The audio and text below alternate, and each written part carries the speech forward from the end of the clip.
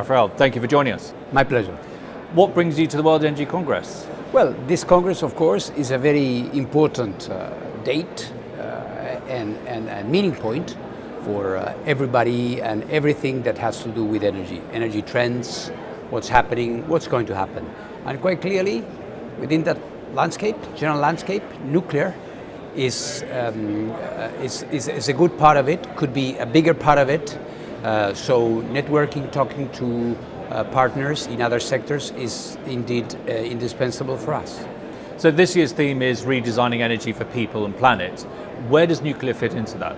Well, it is obvious that we have a convergence of different situations, challenges you may call them, the evolution of the market, the energy security debate, which was not there just a few years ago.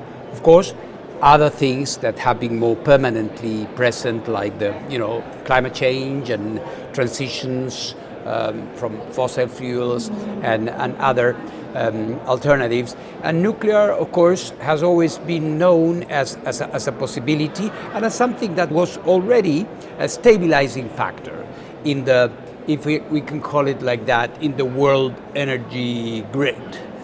But now we see that more immediate answers are needed. Countries are really weighing their options, and what we are seeing quite clearly is that many are confirming what they have, a few more are doubling down, are betting for more, and we have also a number of countries which were not part of the nuclear community, nuclear users, that are getting into it. So it's a combination of factors where there's promise, there is trend, and we have to make the difference and see how we move forward. And there seems to be a real renaissance in nuclear. What do you think sort of spurred that on? Is it the climate discussion, or is it net zero, or are people really... I think all of the above, okay, in a certain sense. All of the above. Maybe that the energy security, if you want, debate, what is happening in Europe, the war, and other things, have given it a boost. In the sense that we were seeing already a quite clear trend towards more nuclear, people revising their post-Fukushima phase out with one exception, but all others reviewed in different ways their previous perhaps decisions either to phase out or to slow down. But then with the energy security debate, preoccupations in many countries, especially here in Europe, but not only in Europe, people have said, well, yeah, we have to integrate that, and how to do it best, what are the technological options we have at the moment and in the future. And it seems to be that the dialogue is also changing around electrification, so it's not just about energy. It's not about, exactly. There's community, there's community, is district heating, is so many things that are circulating around what nuclear can do. So still there are a number of things that are appearing. We do not know whether they can be confirmed or not, and it's part of what we are trying to do from the IAEA. There are regulatory aspects, there are technological things, there are financial issues which are at the heart of the possibility of nuclear coming into being in a real significant way. And what about the new technologies? Are they close? Are they coming? Are they going to change? We are very close. We have been having this trend towards small modular reactors, which may be a very important change in how the business develops and how the industry grows. Some have thought that it could be a revolutionary change. We don't think that is the case. We think it's a new avenue, it's a new chapter that is going to be very useful in many ways, but traditional nuclear, albeit in new generation being defined as more safety and things like this, is going to be the core of it, with a significant growing sector moving into modularity, depending, of course, on how things go. We have already some designs that are being licensed in the United States. In particular, we have NewScale, we have TerraPower, we have a number of companies that are more or less confirming their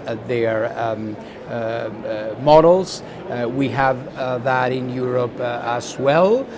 So we need to see which one is going to be hitting the market first, and that will determine a number of things. So we see a place for that. We don't see a radical change in the sense that new technologies are going to be replacing what we have. I think we're going to have a lot of long-term operation. That is going to be a big chunk of the market, prolongation, life extension of the current fleet. We see that in France, for example, we see that in Canada, we see that in the United States as well. So this is a big and perhaps not so much debated or discussed part of the equation, but it's going to bring a lot of activity into the industry, of course. And how do you feel all of that is affecting public perception and attitudes towards nuclear? Well, I think it's decisive, and I think it's like a circular thing, because also public perceptions are enabling this kind of thing. From a purely technological point of view, we were always convinced of the case for nuclear. But of course, if you don't have the societal license, things are more difficult. Now we see even environmentalists, green parties here in Europe adopting openly a pro-nuclear agenda. We see even in countries phasing out that the public opinion has moved and has changed. So they see the possibility. This is going to be important. We believe that for good decisions, for the political decision makers to take good decisions, information is needed, a good open debate, healthy debate is needed. We see this conference as part of that, as part of this public debate. What we are doing now, informing people, is essential. So what do you think the next steps are? Next steps, I believe, are to confirm and to facilitate some of the remaining obstacles, which are sometimes of a bureaucratic nature. The regulation, for example, nuclear regulation has to adapt, has to move forward. We are now opening a new discussion with international financial institutions. I will be very soon at the World Bank. We are seeing that a new conversation that would have been unthinkable 5 years ago, not 10 or 15 years ago. So all of these things are there, but we have to roll up our sleeves and work. So it's an exciting time for nuclear. It's a very exciting time for nuclear. It's also, we have also a sense of responsibility from the perspective, we are not in this on a commercial interest. We are the nuclear watchdog. So we want this to happen in a good way, in a safe way, and in a way that benefits all. Wonderful. Well, thank you very much for your insight. My pleasure. Thank you for joining us. Thank you.